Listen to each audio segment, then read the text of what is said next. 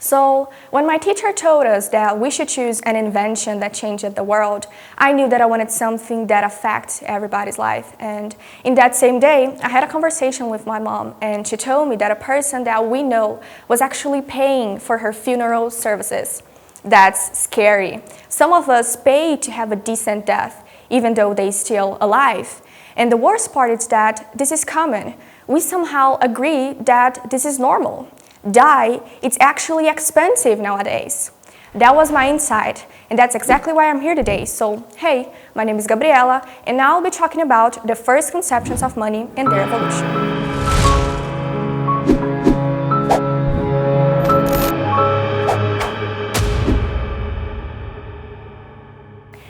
In our history, the humans have been using different elements to get new things since 4,000 years ago, when we start to live in society. Water, salt, litter, metals, farms, a lot of different things were used as an exchange currency. However, the most important thing is that the only rule to choose which materials would be able to make these transactions were, first, be something everybody wanted to have, and second, be something hard to get at the same time. It doesn't matter the period, the civilization, or the country. This rule is part of the origin of the money since this idea first started to grow. And actually, this is the reality we live today. It's not about being just valuable. We really need something expensive to make these transactions worth it. It's a smart and a logical way to deal and control economy. When we stop to think about our evolution, humans in the past lived in a survival mode 24 hours a day. So the things that they considered valuable had the only purpose to keep them alive. Having these in our minds, we understand why the water became the first coin we used, and also that the needs of the historical period had a strong relation with the exchange currency that were used. It might be obvious, but I think it's interesting to think about the fact that we keep talking about how generations change and how some ideas are old because the world has changed, but thousands and thousands of years ago, people had the same thoughts about economy we do have today. So we didn't change at some points, and this is one of those points. If you have something a lot of people do not have but want to, then you have power. You are in control of that situation, and this is not what I think anymore. This is literally what history says to us. Just like any other ideological proposal that was created, the money has passed through a lot of changes, and it's very important to make clear that this evolution process, it is connected to the advances of the own humanity. That is, this is not an isolated fact, but it establishes a relationship with the developing culture of each center. The best example we have about that period, it is when the nomads first developed skills in agriculture. They learned that it would be better for them if they kept themselves near to water sources. So from that moment, water started to be common in their daily lives. Their biggest problem was that they didn't live by collecting fruits or hunting animals anymore, which means that they would have to produce what they needed to survive. That's exactly the context when the first civilizations started to grow, and also the moment when the old ideas of money began to change.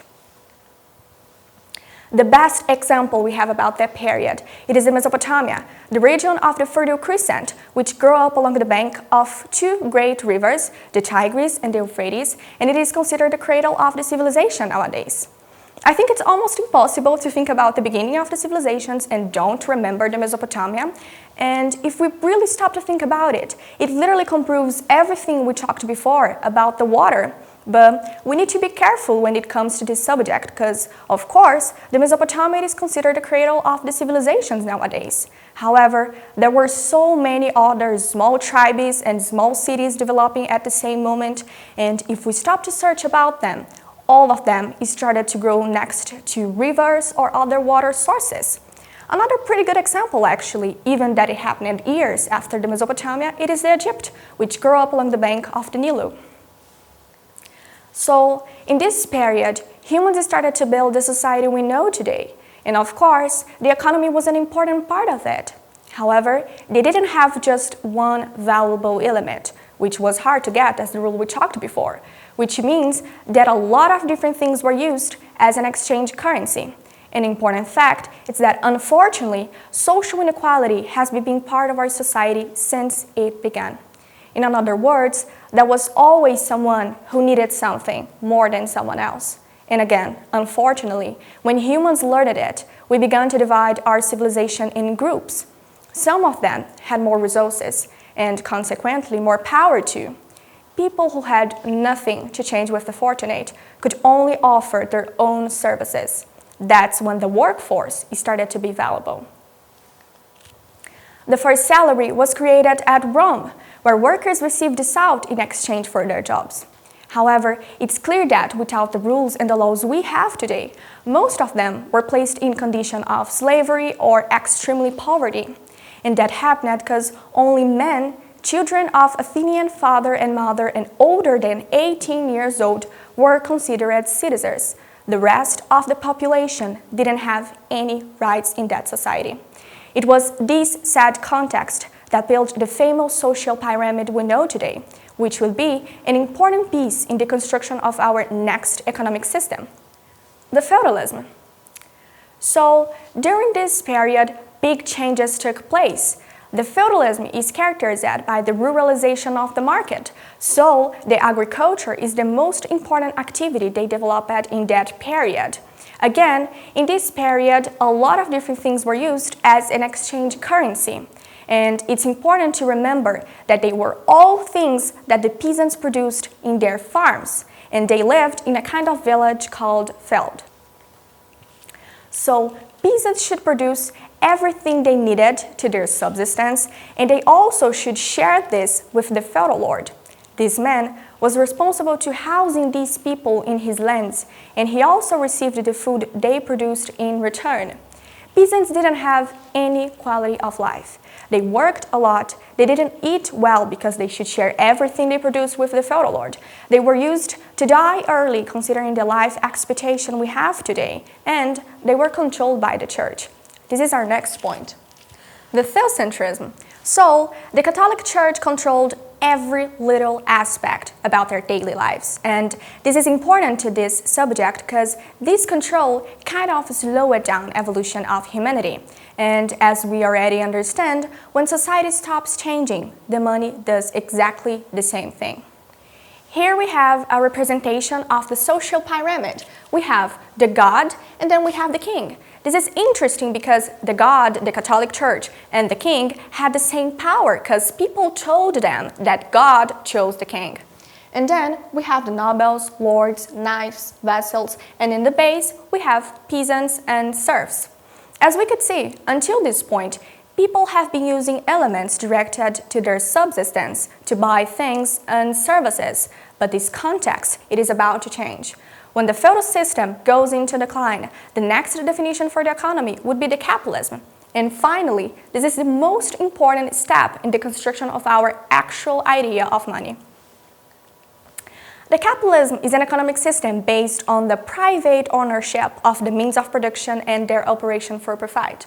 I know this is kind of complex, but what we really need to understand is that the feature that distinguishes capitalism from the previous systems, the feudalism, for example, it's accumulation of capital.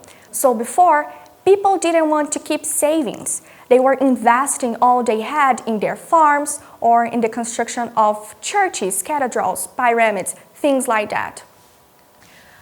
According to Karl Marx, the will of the capitalist, it is to fill his pockets as much as he can. And what we need to do is not to ramble about his will, but to investigate his power, the limits of that power, and the character of those limits. I know Karl Marx is probably not the most partial person when it comes to capitalism, but what we really need to pay attention is when he says, the will of the capitalist, it is to fill his pockets as much as he can. Because this is exactly the point. The capitalist system looks in our eyes every day and tells us that having money it's not enough. We need to have a lot of it, as much as possible and as much as we can. Back to the history. When the capitalism system started to gain space, it was still a structure based on exchange, and the economic model used were the mercantilism. The most important thing about it is that the accumulation of metals was extremely valued. And when the national modern states began to form, and then the countries, these metals defined which nations would be the later powers. When the coins started to be produced again, the necessity of finding a place to keep them safe appears. That's when the first banks were opened in history. Of course, people would have to make sure that their coins or their metals were saved, so the bank gave them a kind of receipt. What people in that time didn't expect is that the world population would grow just like the economic system. This was all caused by industrialization, and that the constant search for riches became a problem. The banks didn't have enough space to keep the coins saved, so the best option was to make that receipt we talked before acceptable in common transactions. That's exactly the moment when we started to consider a simple paper valuable, and probably more important than it should be. According to Oscar Wilde, when I was young, I thought money was the most important thing in life. Now that I'm old, I know that it is. The reason why I chose this subject, it was to make us understand how an entire rational species started to consider a simple paper valuable. Before, humans were fighting for food, water, things that really kept them alive. And now, we just kill for nothing. Most people would think that this is a dramatic thought, but it's the truth. We have enough money in the world to make every single person have a decent life.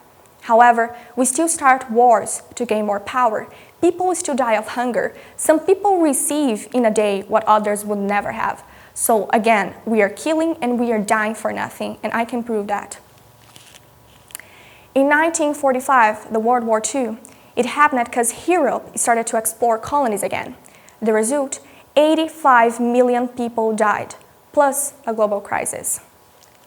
In 1955, the war in Vietnam. It happened during the course of the Cold War. We all know the history. Capitalism versus socialism. The result, 2 million people died and more crisis.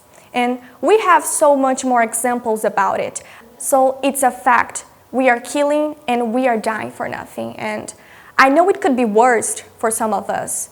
We are lucky that we were born in the right place at the right time, but that doesn't mean we should just pretend that everything's fine, because it's not. The reason why I chose this subject is because the money is definitely an invention that changed the world. But maybe this shouldn't have happened.